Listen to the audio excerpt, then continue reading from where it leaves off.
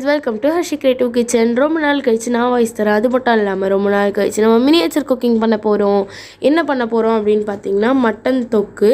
இது வந்துட்டு ரொம்ப சிம்பிளாக சீக்கிரமாகவே செஞ்சிடலாம். ஸோ வாங்க இது எப்படி செய்கிறதுன்னு நம்ம வந்துட்டு போய் பார்க்கலாம். அது பார்க்கறதுக்கு முன்னாடி நம்மளோட செட்டப் பார்க்கலாமா? நிறைய மரம் இருக்குது, நடுவில் ஒரு வீடு, அப்புறம் நம்மளோட அடுப்பு, பாத்திரம், காய்கறிகள் எல்லாமே இருக்குது. பின்னாடி ஒரு ஸ்பெஷல் ஐட்டம் நான் வச்சுருக்கேன், பாருங்கள் அது என்னென்னு பார்த்தீங்களா? பேக்ரவுண்டுக்காக செட் பண்ணியிருக்கேன். நல்லா இருக்கான்னு கமெண்ட் பண்ணுங்கள்.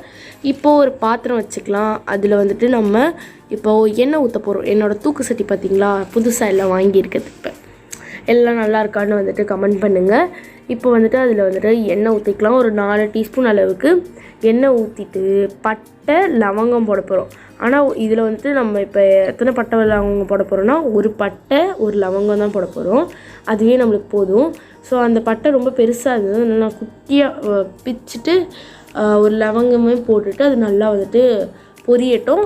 அதுக்கு அடுத்து சீரகம், சோம்பு ரெண்டுத்தையும் வந்துட்டு கொட்டி அதுவும் வந்துட்டு நல்லா பொரியட்டும்.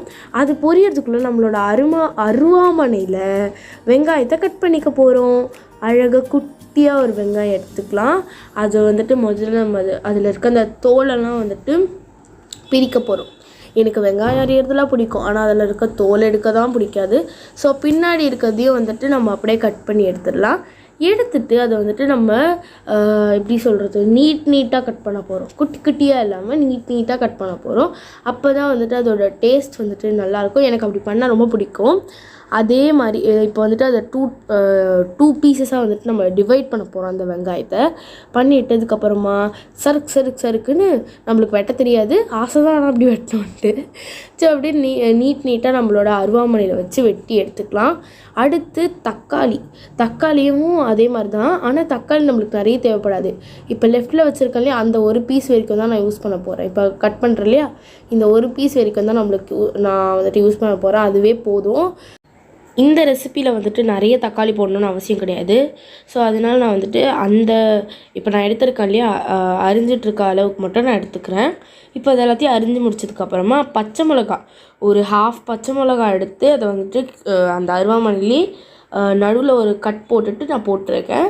அதெல்லாம் நல்லா அது பொரிஞ்சதுக்கப்புறமா இப்போ நம்ம வெட்டி வச்சுருக்க வெங்காயத்தை வந்துட்டு இதில் ஆட் பண்ணி நல்லா வதக்குன்னு வதக்க போகிறோம்.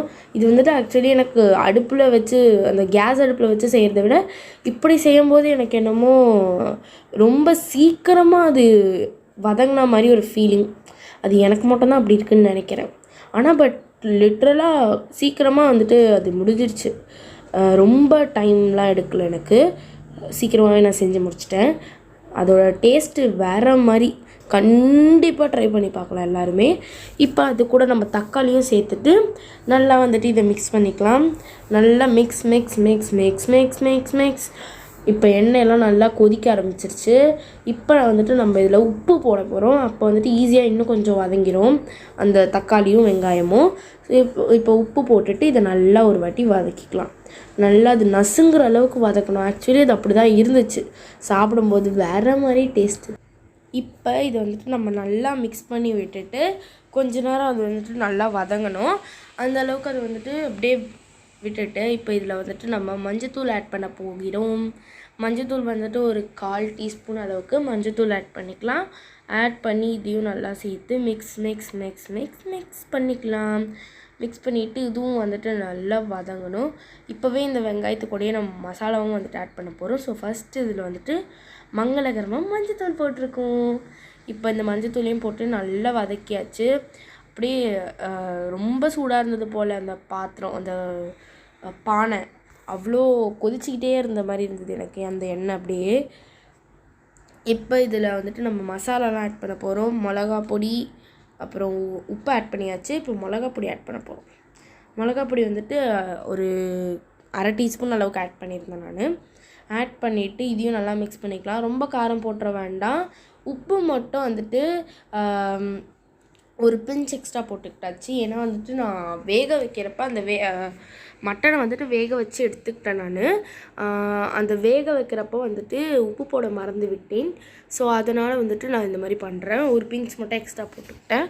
போட்டுட்டு இது எல்லாத்தையும் நல்லா வதக்கிக்கலாம்.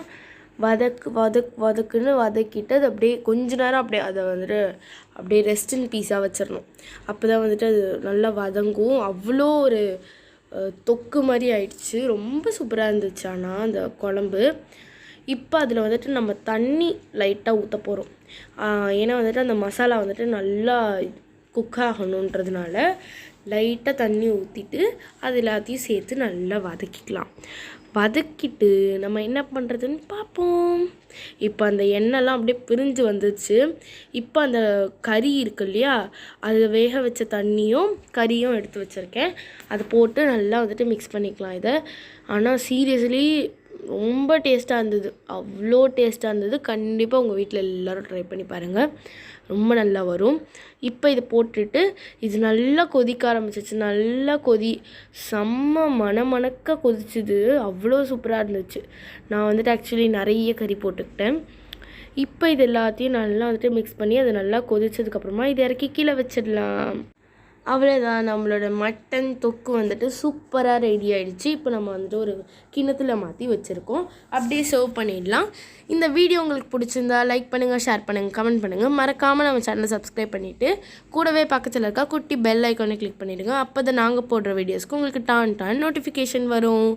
நெக்ஸ்ட் வீடியோவில் பார்க்கலாம். பாய். கண்டிப்பாக உங்கள் வீட்டில் இந்த ரெசிபியை ட்ரை பண்ணி